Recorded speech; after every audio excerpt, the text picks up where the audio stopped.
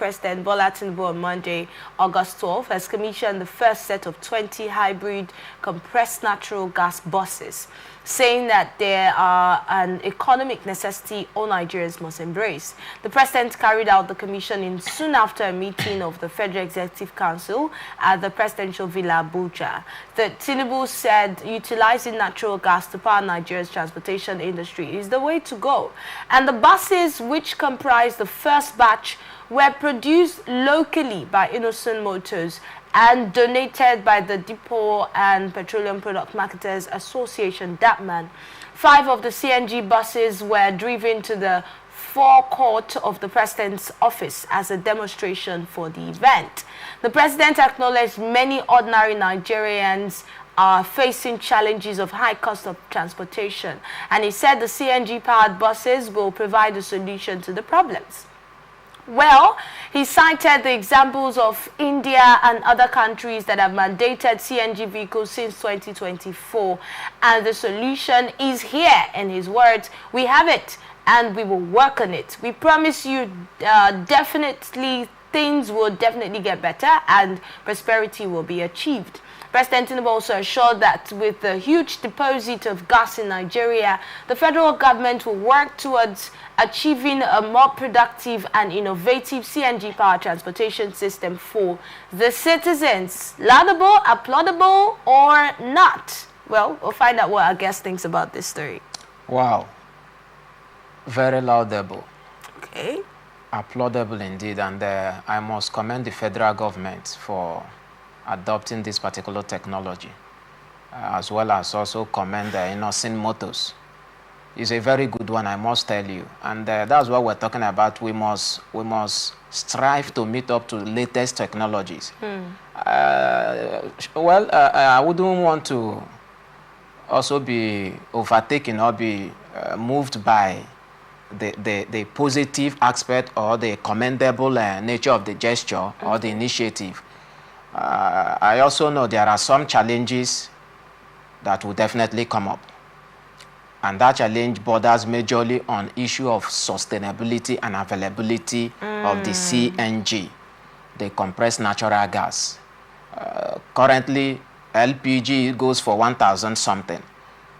We don't know how the CNG will cost as soon as Nigeria keys into this particular initiative. So that's the area the federal government will also look at very critically. But talking about the initiative, the use of compressed natural gas to operate a vehicle, I think is a commendable initiative. Okay, when I saw that these vehicles were actually contracted and produced here, that's something that I appreciated, a part of the story that I really appreciated, because we usually are used to bringing these things from outside the country. Exactly. And not remembering that we have, this goes beyond just the federal government or the state government. Normally, I don't know if you have ever been in that situation where, I think the thing with us here, we just like to bring things from outside. We like to import.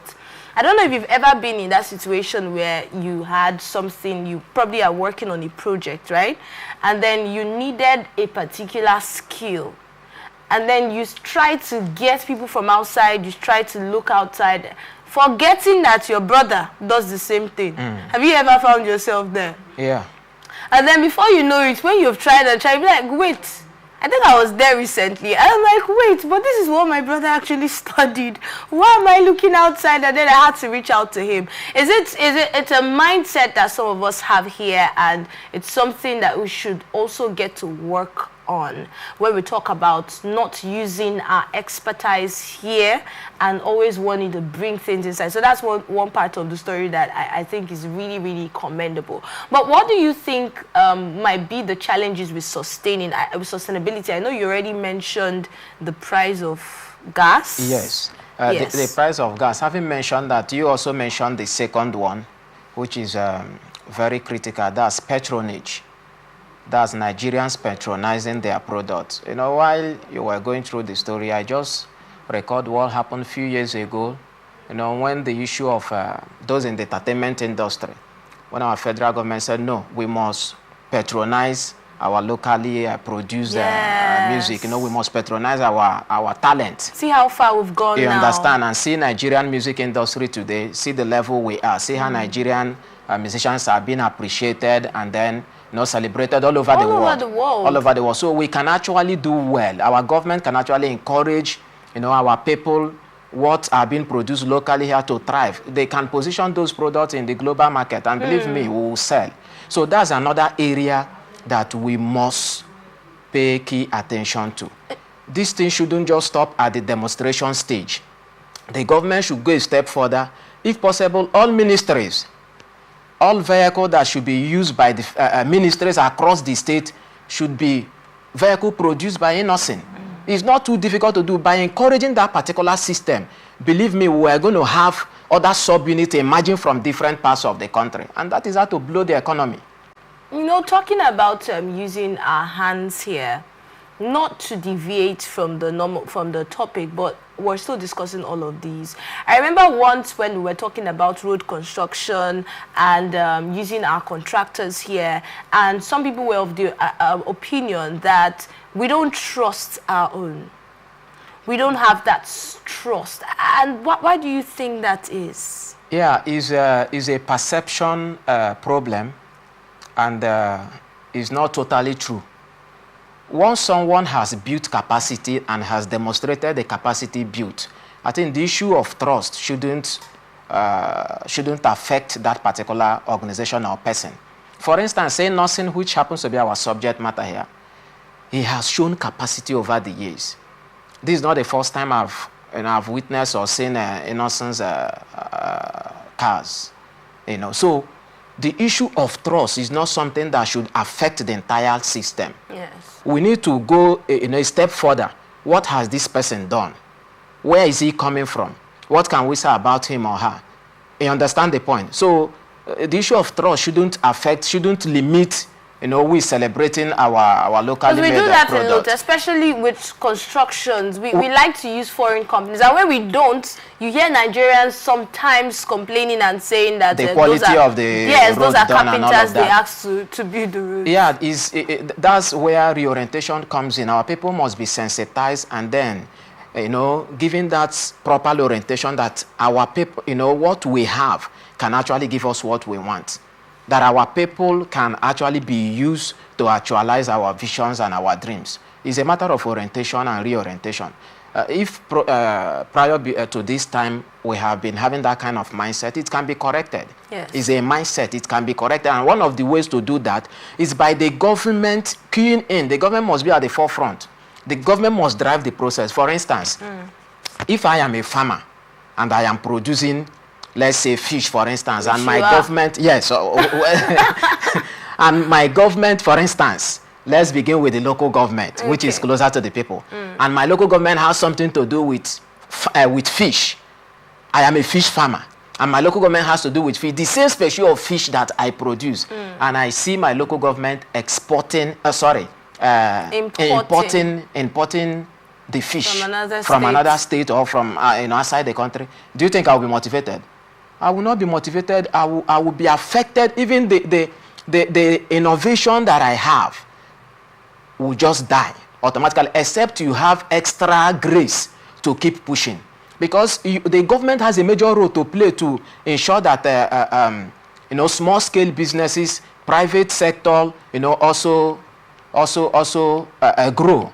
So the government is the one that should encourage and resensitize our people so that we learn how to encourage what we produce. What about the people also building capacity and changing the mindset of, just going there and looking for what is ours? Because whichever way you want to see it, every ideology or perception that has been built over time was built on a reason. Sure, probably an action.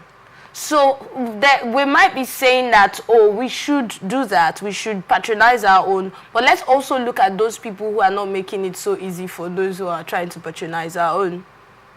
Those who are not making it easy? Yes, by probably, wanting to bring greed into the picture. I made reference of the contractors that I use. Okay. Yes, there have been talks about, especially some of these companies that get to bring in experts from outside the country. Okay. And then we have experts here in Nigeria. So what is the problem? And I'm raising this from an analysis of an analyst we had in the studio once, who talked about this and complained that some Nigerians, when they are given these jobs, especially when it has to do with contracts, you know, some of these companies will get to abandon it and things like that, not showing competence when you are given the opportunity or given a chance. I think our people need to also change in that area. Even the issue of padding. I've heard of where some government functionaries said we find it difficult to give our people, you know, contracts because once you give them, you notice that the cost of that particular project is like double because of padding. That's a greed now coming in. Exactly, greed. So our people needs to be sincere. If you know you can deliver, just state what it will take to deliver that particular project and do it. And of course, every project, every businessman wants to make profit. Make the required profit. Don't form, you know, don't try to pad whatever just because it's government project so that you pick your own and all of that. And government should also try to deal with the persons directly. For instance, if government wants to allocate or award project, go straight to the company. Needless of having 2-3 middlemen. Oh, so you don't subscribe to the middlemen? I don't subscribe because that, exactly that also, you know, it helps to heighten or increase the resources that will be allocated to that particular, because each of the middlemen will have something at the end of the day. So by the time the thing trickles down to the actual project managers, the fund provided must have been depleted. And of course, the person wants to execute the contract, the person will make do with what is available. Of course. And then also on the pricing, because you feel this is our own. Probably that's another reason people get to, you know, the what did you call it, budget padding? Yeah, padding. Yes. And, issue of underpricing, for instance, if I'm to do a project for you, I know what I'm supposed to do. If we cannot agree on terms financially, I wouldn't venture into that because I will be affecting I will be dealing with negatively, of course, the integrity of my company or organization. So because I want to do project for the government, I will not accept when I know that the fund being allocated or approved will not be able to carry that project. I wouldn't want to do that. So under pricing, I wouldn't want to maybe blame the government for that. I will blame the project manager, the person that wants to execute the project. You know what it will take, you know, for you to execute that particular project. This is not just limited to the government and the contractors. This is just talking generally about us here. You know, not wanting to patronize ourselves. You know, wanting to bring it from outside with the ideology that once it's imported, it's the best. Oh, it's imported. Wow, okay. You believe that's yes, you understand. So that's the mentality, or that's the perception that we are discussing now and trying to, you know, correct. And that's why I'm bringing up all the possible reasons this could be happening. Aside when you mentioned the padding, budget padding, I told you, or people inflating the prices, I told you one of the reasons they might want to inflate the price so that you don't bring it down, knowing that, oh, it's one of our own here. But let's look at what do you think the federal government can do further with this particular CNG buses initiative to make sure that it's, you know, it is as effective as it should be. You know, a lot of projects have been carried out in Nigeria, and you know the way some of them get to turn out. And that's why when Nigerians hear of a new project or a new initiative, initiative is new as well, a new project, you just believe that, oh, I hope this doesn't turn out just like the others. So they don't even want to pay attention to it. It's a major challenge. Like I said before, I'm not overexcited hearing that Innocent or Dapman has presented buses to the federal government. Of course, the president commissioning CNG buses. I am not moved too much. I am not so much moved. What I'm looking at is the sustainability of this particular initiative and the price of the CNG, the product itself that will drive this technology. That's what I'm after. So it's not all about Innocent developing this and the president commissioning it. Can the poor masses, can the normal and average taxi personnel, you know, an average driver, can the person afford the CNG? Can vehicles that will serve 3 persons, or sorry, 5 persons as the case, maybe that's a smaller vehicle, can the drivers assess and also be able to afford the cost of CNG? For instance, in my office, I never subscribe to using gas to power my generator. I never subscribe to that. You know, you can convert your petroleum gen, you can use gas and all of that. I never subscribe because for me, I felt that petroleum was still economical for me, and I was using. Okay, so let's look at what the federal government has said concerning this. That I know would really need like the people in charge of this to give us, you know, further explanation on it. But sure. But let's look at what the federal government has said. Our president has told us that this is in the bid to reduce transportation, the cost of transportation for a lot of Nigerians who cannot afford it now. You and I know that it is on the high, very high. Transportation is on the high side. So this is for the citizens to be able to afford transport, to move from probably one state to another, one place to another. Do you understand? Yeah. And these buses are government-owned buses. Do you understand that part of it now? Sure. Yes. So, and then talking about, the president also mentioned that we have gas here, that we'll get to utilize that. You know, we'll talk about the cooking gas now that you mentioned. Cooking gas is imported. Sadly, we import it. But now the president is saying we're going to utilize the gas that we have here. So probably one thing or the other is in place to make sure that that is possible. And this story will definitely be followed up as it develops. Yeah, yes, and going further, probing further, the president talked about working on that. Yes. It's like a project. It's like a work in that is ongoing, an ongoing project. What happened to our refineries? Will the gas be produced outside refinery? So it's a very big question. So the president should also, you know, try to pay key attention to the refineries that we have.